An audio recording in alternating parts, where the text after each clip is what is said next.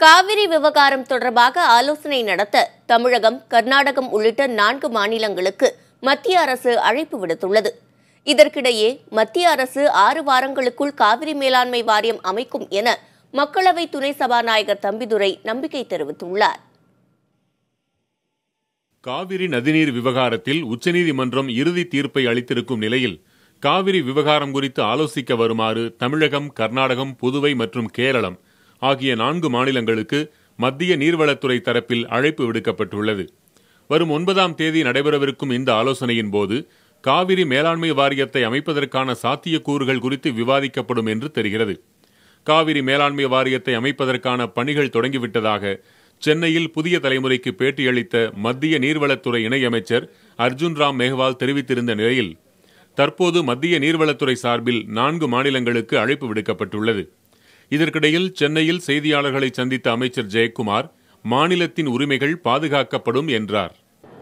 மத்திய நீர்வள ஆதாரத்துறை அமைச்சகத்திலிருந்து தகவல் வரப்பட்டது நம்முடைய அரசுக்கு.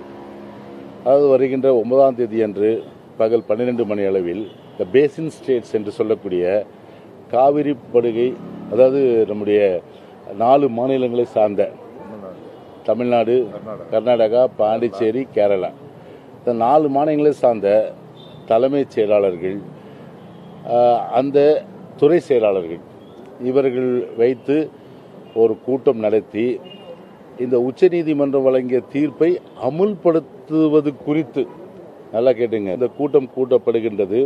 எனவே நீங்கள் வாருங்கள் என்று சொல்லி அழைத்திருக்கின்றார்கள்.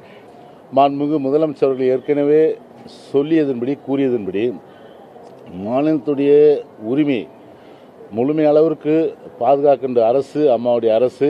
6 வாரங்களுக்குள் மத்திய அரசு காவிரி மேலாண்மை வாரியத்தை அமைக்கும் என்று மக்களவை துணைத் தலைவர் தம்பிதுரை நம்பிக்கை தெரிவித்துள்ளார். 6 வாரத்தில் அமைக்க வேண்டும் என்று உச்சநீதிமன்றம் அவர்களுக்கு உத்தரவிட்டிருக்கிறது. அவர்கள் செயல்படுத்துவார்கள் என்ற நம்பிக்கை இருக்கிறது.